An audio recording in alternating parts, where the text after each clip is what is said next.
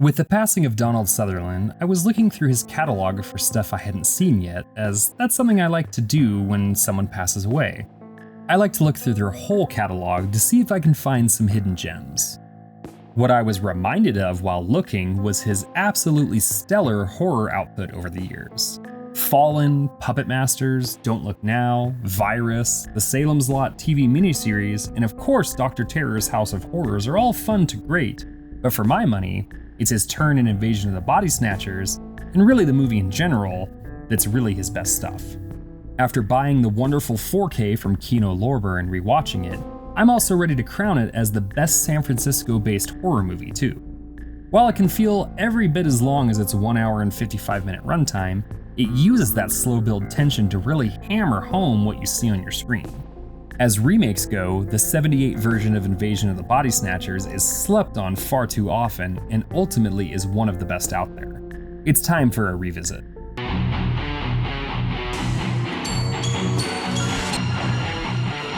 Nice hearing from you, Carlos.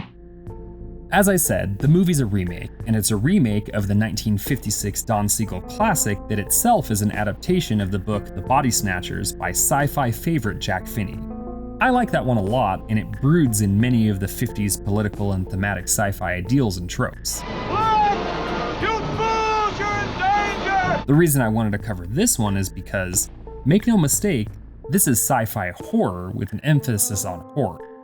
From the effects to the nihilism and downbeat ending that was prevalent in the 1970s, to many of the horrifying details you see with multiple viewings, the movie is scary in its execution and implication. Much better now. Before we continue with our video, here's a reminder to click the Store tab on any of our JoBlo channels and browse our collection of the latest and freshest designs in our merch store. Go get you some. The impetus for the remaking of this movie starts with how much director Philip Kaufman loved the original. He hadn't even read the book until after he agreed to remake the movie. Kaufman is an Oscar-nominated writer and director who also penned the story for Raiders of the Lost Ark and The Outlaw Josie Wales, but he ended up directing The Right Stuff and Rising Sun. He reached out to the original director Don Siegel and ended up developing the ending of the movie with him and original star and Joe Dante regular, Kevin McCarthy. The two have cameos in the movie too, as a taxi driver pod person who rats out two of the characters, and as someone who bears a striking resemblance to his character from the first movie. This is the kind of callback that is more than just the type of fan service we get when movie universes are tied together, and more a thinking man's moment. The scene takes you by surprise, even though the way it's shot should prepare you for a jump scare. The conversation between the characters goes on for longer than normal before it happens. Kevin McCarthy's character looks like he's been awake for days, and he tries to warn us and the main characters of their impending doom. This man could, potentially, be the same character from the first film that made it to San Francisco, but he could also just be a wink and a nod to the original. Kaufman wasn't the only owner of this project, as the script was done by W.D. Richter, who was nominated for an Oscar for his screenplay for Brubaker in the early 80s, but let's be honest here, he is way more important for writing movies like Needful Things, the 1979 Dracula, and, oh yeah, Big Trouble in Little China. While he only directed 2 movies, one of them was The Adventures of Buckaroo Banzai Across the Eighth Dimension. We will never see that amazing character fight the crime league that we were teased about at the end of the first film, but I still would put him in the Sci-Fi Horror Hall of Fame just for those beautiful contributions. The movie follows the basic idea of the original film and book, where there's an alien invasion of spores that slowly attempt to take over the population of the planet, starting in one town. People begin to act strangely, and slowly but surely, the core main characters become aware of the plot and try to fight it. The alien race floats to Earth as spores, and when humans fall asleep, they're absorbed and replicated as unfeeling replacements of their former selves, while their bodies are disposed of. While the new versions remember everything about their former lives, they no longer have the drive or will to do anything but exist and continue their existence.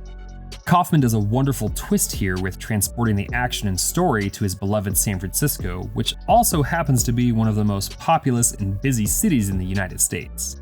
He also wanted to weave into the story his own very progressive beliefs and those of that in the city in the 1970s. The stark dichotomy between his own beliefs and the very city's core itself, and the result of the pods taking over people and making them into lifeless and, more importantly, beliefless drones, is great to watch unfold. In addition to Sutherland's great turn as a health inspector who is at first searching for a rational explanation for the woman he loves, he is joined by Brooke Adams, Jeff Goldblum, Veronica Cartwright, and Leonard Nimoy in supporting roles. Sutherland's Matthew Bennell is one of the great characters in any horror movie. He's rational but also emotional, makes the best decisions he can while also fights until the very end.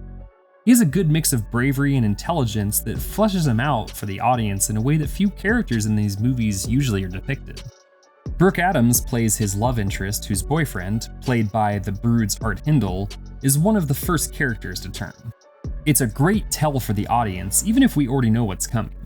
He's a sports-obsessed dentist with Warriors playoff tickets one night, but when Elizabeth brings home a curious flower and pod, she awakens to a new man both literally and figuratively when he cleans up the remains of his former human shell with zero emotions and in a suit that doubles as a metaphor for the alien race using us as suits for their new home. What is something that may go unnoticed on a first viewing but is unavoidable and quite horrible after you see it is when the boyfriend takes the trash out with the remains, we see a lot of what looks like dust or cobwebs in the garbage truck. We see more and more of these in dumpsters, trash cans, and additional garbage trucks throughout the movie, and while our heroes never notice it, it's the evidence of the city and mankind itself crumbling away. The horror of this movie continues in various ways with how the pods attach themselves to sleeping humans before spitting out unformed bodies that eventually copy the host, to Jeff Goldblum's body doubles starting to look like him down to both of their noses bleeding. All of the effects are practical and even quite cheap to produce by Kaufman's own admission, and they all hold up strikingly well. Okay, there is that one scene where the dog that was seen with the homeless guitar player appears again with his face on the dog's body, and that doesn't look great, but the idea behind it is awful. The dog and man are getting absorbed at night, and Matthew kicks the pod, which must disrupt something. It mixes the two hosts together in a twisted fashion, and that also means there may be a human body out there, potentially with a dog's head and face on it. What the fuck is this piece of shit? Goldblum and Cartwright play a husband and a wife who are friends with Matthew that get thrust into the plot when they stick with Elizabeth and Matthew. Goldblum has some great genre credits that include another all-time remake in The Fly, as well as Jurassic Park and The Sentinel. Veronica Cartwright is wonderful here and will forever be known as Lambert from Alien, along with parts in anthology Nightmares and The Witches of Eastwick. Finally, Brooke Adams, who I just discovered is married to Tony Shalhoub, is also no stranger to horror with roles in Nazi exploitation classic Shockwaves, The Dead Zone, and The Unborn. While I'm here, I'll also mention her episode of Wings because Lance and I need to get that show out there more. I say finally like I wasn't going to mention Leonard Nimoy, but that's because the dude sung the Hobbit song, so everybody knows who that is. With their world shrinking and getting outnumbered with each passing moment, the characters are chased, drugged, absorbed at times, made paranoid about who, if anyone, they can trust at others. One of my favorite moments is when Matthew tries to call outside the city for help, and the person on the other line addresses him by name when they couldn't have possibly known who he was. It seals the deal, but you still think that there's a chance, right up till the end, that they might make it out. With such a huge location that can lead to anywhere, the pod aliens use that transit ability to begin branching out, so to speak, to other parts of the world. When it gets down to two characters, they try to get on some shipping boats to get out, only to learn that these ships are also being used to transport pods, potentially worldwide. It's a gut punch of a moment that also has one of the best uses of both Amazing Grace on the bagpipes and a blending of diegetic and non-diegetic music. Even though they're trapped, we do remember via a slight throwaway line that these pod people can be tricked, but for how long? The final sequence leads to one of horror's greatest endings that is still in many ways unmatched.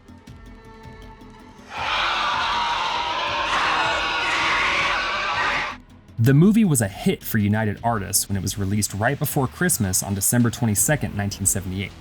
I don't have the budget listing for it, but the movie made nearly $25 million at the box office and was a huge hit with critics and moviegoers alike. It won multiple genre awards and has been listed amongst the best remakes ever, even if there isn't much press for it almost 50 years after its release. Its sense of paranoia oozes through every scene and almost matches other perennial remake favorite The Thing in that category.